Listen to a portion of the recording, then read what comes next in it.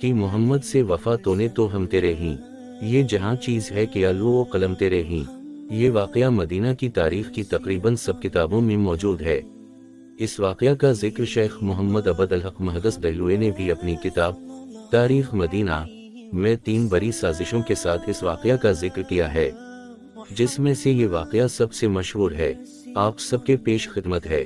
سمہودی کے قول کے مطابق مسیحیوں نے 557 ہجری میں ایک سازش مرتب کی۔ اس وقت شام کے بادشاہ سلطان نور الدین زنگی تھا اور سلطان کے مشیر جمال الدین اصفہانی تھے۔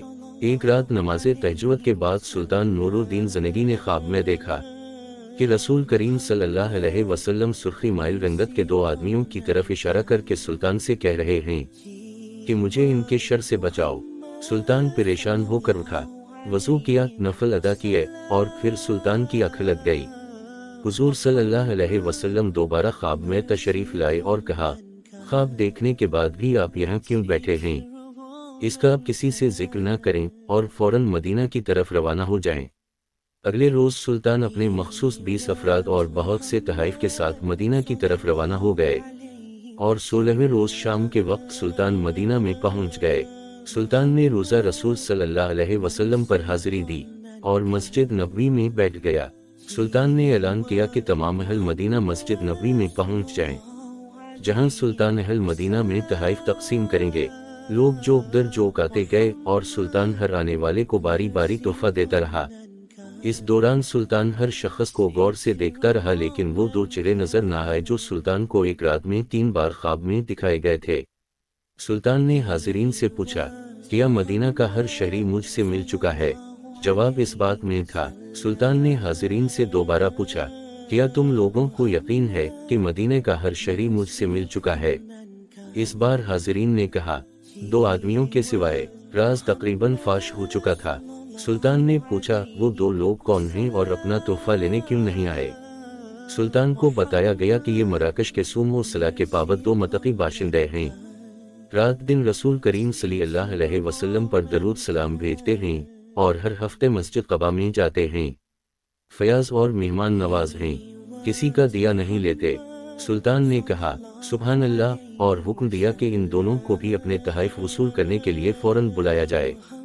جب انہیں سلطان کا خصوصی پیغام ملا تو انہوں نے کہا، الحمد للہ، ہمارے پاس اللہ کا دیا ہوا سب کچھ ہے اور ہمیں کسی تحفے تحائف یا خیرات کی ضرورت نہیں ہے۔ جب سلطان تک ان کا جواب پہنچایا گیا تو سلطان نے حکم دیا کہ ان دونوں کو فوراً میرے پیش کیا جائے۔ حکم کی فوری تعمیل ہوئی۔ ایک جھلک ہی ان کی شناخت کے لیے کافی تھی، تاہم سلطان نے اپنے غصہ کو قابو میں رکھا اور پوچھا، تم لوگ کون ہو؟ یہاں مدینہ میں کیوں آئے ہو؟ تو انہوں نے کہا، ہم مراکش کے رہنے والے ہیں، حج کی سعادت کے لیے آئے تھے اور اب روزہ رسول کے سائے میں زندگی گزارنا چاہتے ہیں۔ سلطان نے سختی سے کہا، کیا تم دونوں نے جھوٹ بولنے کی قسم کھا رکھی ہے؟ اب وہ دونوں چپ رہے۔ سلطان نے حاضرین سے پوچھا، یہ کس جگہ رہائش پذیر ہیں؟ بتایا گیا کہ روزہ نبوی کے بالکل نزدیک ایک مکان میں جو مسجد نبوی کے جنوب مغرب میں دیوار کے ساتھ تھا۔ سلطان فوراً اٹھا اور ان دونوں کو ساتھ لے کر اس مکان میں داخل ہو گیا۔ سلطان مکان کا جائزہ لے رہا تھا کہ اچانک نئے اور قیمتی سامان سے بھرے ہوئے مکان میں سلطان کی نظر فرش پر پڑی ہوئی ایک چٹائی پر پڑی۔ نظر پڑنی تھی کہ دونوں باشندوں کی ہوائیاں اڑ گئیں۔ سلطان نے جب چٹائی اٹھا کر دیکھا تو اس کے نیچے ایک تازہ کھدی ہوئی سرنگ موجود تھی۔ سلطان نے گرجدار آواز میں کہا، کیا اب بھی سچ نہیں بتاؤ گے؟ ان دونوں کے پاس سچ بولنے کے سوا کوئی چارہ نہ تھا۔ انہوں نے اعتراف کیا کہ وہ مسیحی ہیں اور ان کے عیسائی حکمران نے انہیں بہت سا مال و زر اور ساز و سامان دے کر حاجیوں کے روپ میں مراکش سے اس منصوبے پر حجازہ بھیجا تھا کہ وہ کسی بھی طرح رسول کریم صلی اللہ علیہ وسلم کا جسد اقدس روزہ مبارک سے نکال کر لے آئیں۔ اس ناپاک منصوبے کی تکمیل کے لیے انہوں نے حج کا بہانہ کیا اور اس کے بعد روزہ رسول سے نزدیک ترین جو مکان کرائے پر مل سکتا تھا وہ ہم نے لے لیا تاکہ اپنا مذموم مقصد پورا کرنا شروع کر دیں۔ ہر رات یہ عیسائی باشندے سرنگ کھودتے جس کا رخ روزہ مبارک کی طرف تھا اور ہر صبح کھدائی کی ہوئی مٹی چمڑے کے تھیلوں میں بھر کر جنت البقیع لے جاتے اور اسے قبروں پر بکھیر دیتے۔ ان دونوں نے بتایا کہ ان کی ناپاک مہم بالکل آخری مراحل میں تھی کہ ایک رات موسلادھار بارش کے ساتھ ایسی گرج چمک ہوئی جیسے زلزلہ آ گیا ہو۔ और अब जबकि इनका काम पाया तकमील को पहुंचने वाला था तो सुल्तान ना जाने कैसे मदीने पहुंच गए।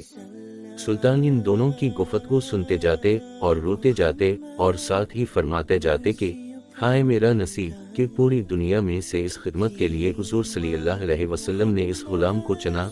सुल्तान नूर अल-दीन ज़नगी ने हुक्म दिया कि इन दोनों को कत्ल कर दिया जाए और रोज़ा मुबारक के गर्द एक खंदक खोदी जाए और इसे पिघले हुए शीशे से पाट दिया जाए ताकि आइंदा कोई बदबख्त ऐसी मज़मूम हरकत के बारे में सोच भी ना सके। मज़कूरा बाला वाक़या 558 हिजरी मुताबिक 1142 हमज़ा का है। सुल्तान ने रोज़ा मुबारक के करीब एक चबूतरा भी बनवाया ताकि कबूर की हिफाजत के लिए हर वक़्त पासबान रहीं। ये चबूतरा अब भी मौजूद है और बाब जिब्रील से दाखिल होते ही दाएं जानिब है। बाज़ ज़ायरीन इसे मकाम सफ़ा समझते हैं, हालांकि मकाम असहाब सफ़ा मस्जिद नबवी के अंदर था, जबकि चबूतरा उस वक्त की मस्जिद की चारदीवारी से बाहर था। मकाम असहाब सफ़ा के तयन के लिए इस्तूना आयशा से शुमाल को चलिए, यानी क़िबला की सिमत के खिलाफ 5वीं सुतून के करीब मकाम असहाब सफ़ा है, या ये कि पुराने बाब जिब्रील के बिलमुकाबिल ये मकाम था। याद रहे कि वहाँ इस वक्त कोई चबूतरा नहीं। बाज़ उलमा के नज़दीक ये एक मन घड़त किस्सा है। ये किस्सा इस वजह से ज़ईफ़ और गैर साबित है कि जमाल अल-दीन अल-हसनवी ने नूर अल-दीन अल-शहीद के मुआसिर में से किसी सकाउ सदूक गवाह तक कोई मुत्तसिल सनद बयान नहीं की और बेसनद व मुनक़ते रिवायत मरदूद होती है।